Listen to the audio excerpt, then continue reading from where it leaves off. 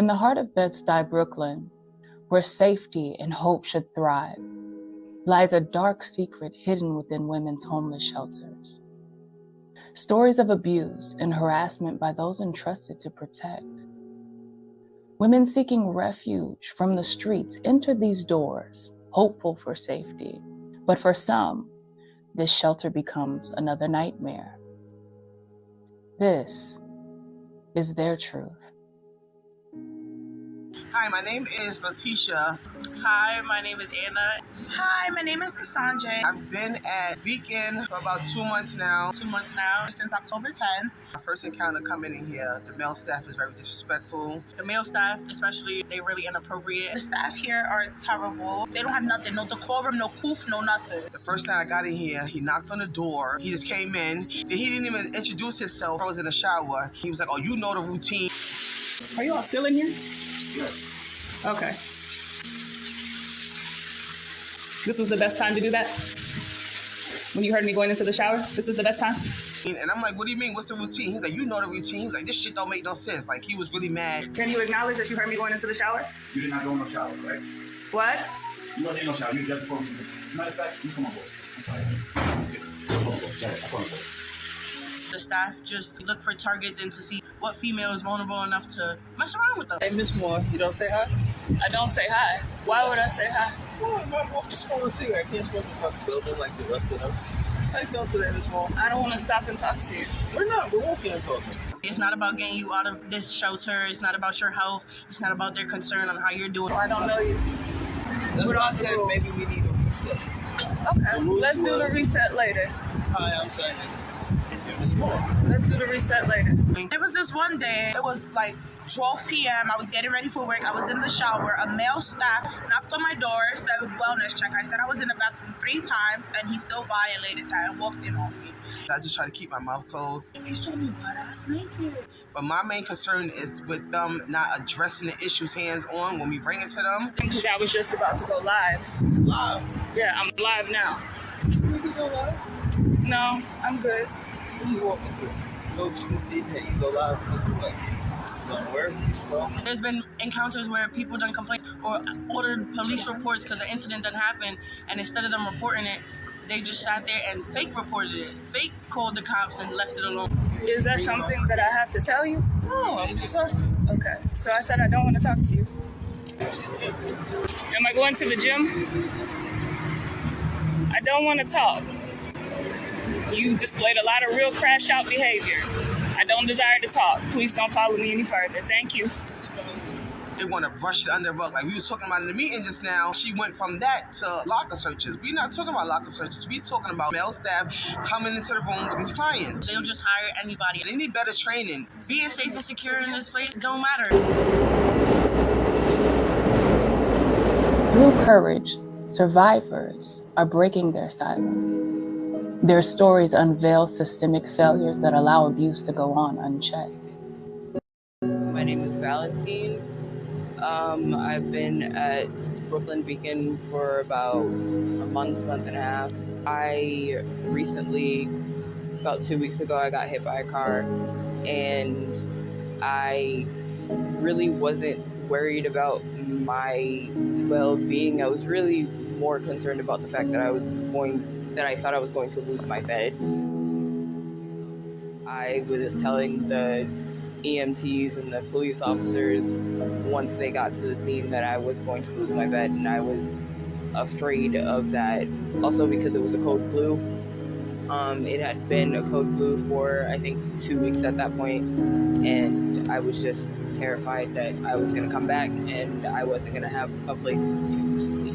This year I was over at 501 New Lots at Linden Women's Shelter, and I had issues with getting a transfer from there over to here because I could not go back to that facility. I was assaulted by one of their male staff members. There were clients smoking weed and cigarettes in the bathrooms. There was a client that was smoking crack in my room while I was asleep. There were a couple of instances where I had to get passes out of the facility because of the fact that there was no heat.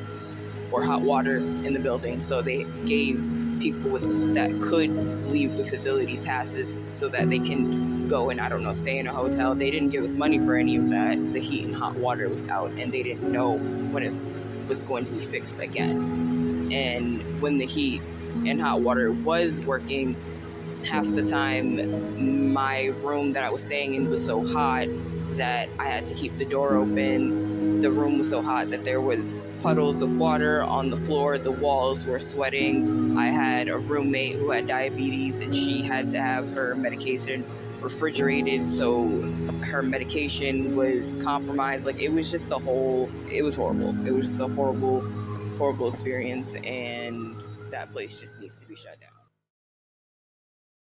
Hi, my name is Jordana. I've been at Daytop Samaritan Village for about 3 months now. I arrived in the shelter system in July of this year. And since I've been in the shelter system in New York, I've experienced an array of atrocities. My first permanent shelter was in Queens. And when I was in Queens, I experienced men coming into the showers, men opening the door to the bathroom and looking at the women while they're in the showers. I've reported it to 311. I've spoken to different people about these incidents, and nothing was ever addressed. At the point that I was transferred, I went into the Bronx. I was working every day hard to be able to get out of the shelter. I needed a pass to work late. And on the day that I needed a pass to work late, my caseworker claimed that she put the pass in. The pass did not go in, and when I came back, I lost my bed. At that point, I was out on the street for about 2 weeks, working every day for those 2 weeks and sleeping on the train or sleeping in a storage unit. I was then transferred to Daytop Samaritan Village. On the first day that I arrived there, a man by the name of Simon was standing over me in my room. My roommate was not there, and the door was shut. Simon continued to tap me while I was asleep. I awoke to look at him, and he asked me something that made absolutely no sense.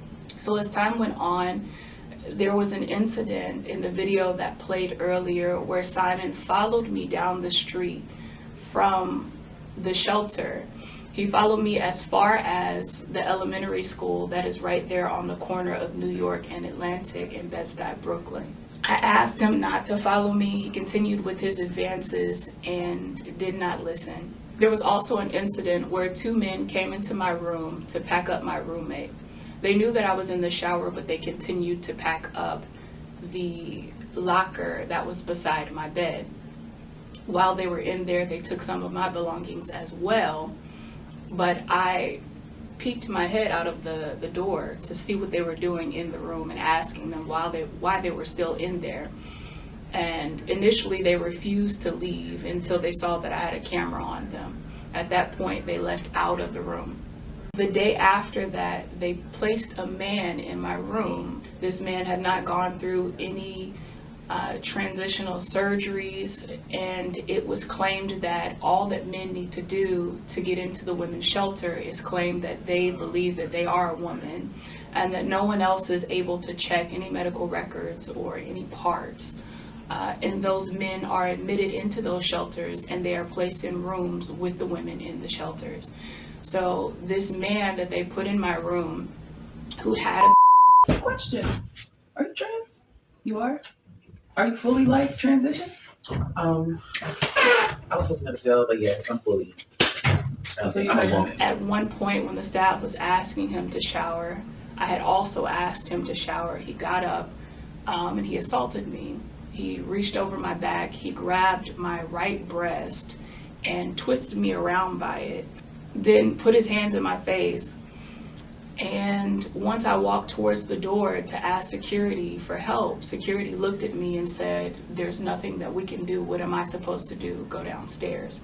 So I went back into the room and I immediately called 911. While I was on the phone with 911, this man threw a box of soap at me, the soap that he asked me for, that I gave him, and also a roll of toilet paper, and continued to assault me while I was on the phone with dispatch. When I filed a report on it, They were very cryptic about who I should call and what I should do.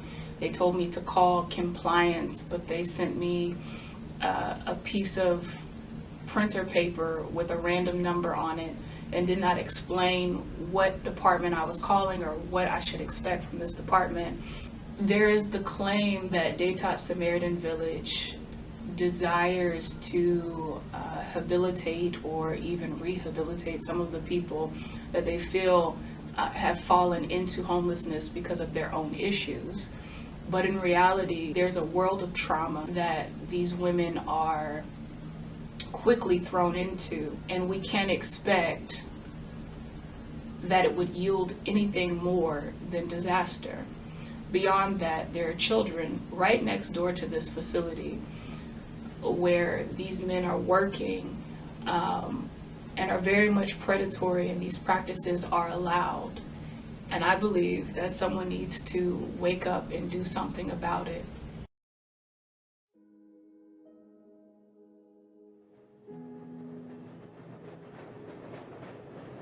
These incidents highlight oversights, gaps in training, and a lack of accountability.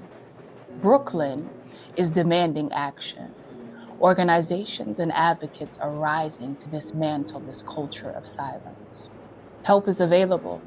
Together, we can end the cycle of abuse and build shelters that truly position New York's residents to pick up the pieces and begin anew in a post-pandemic world.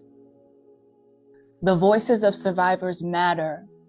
Change starts with awareness, and it begins with you.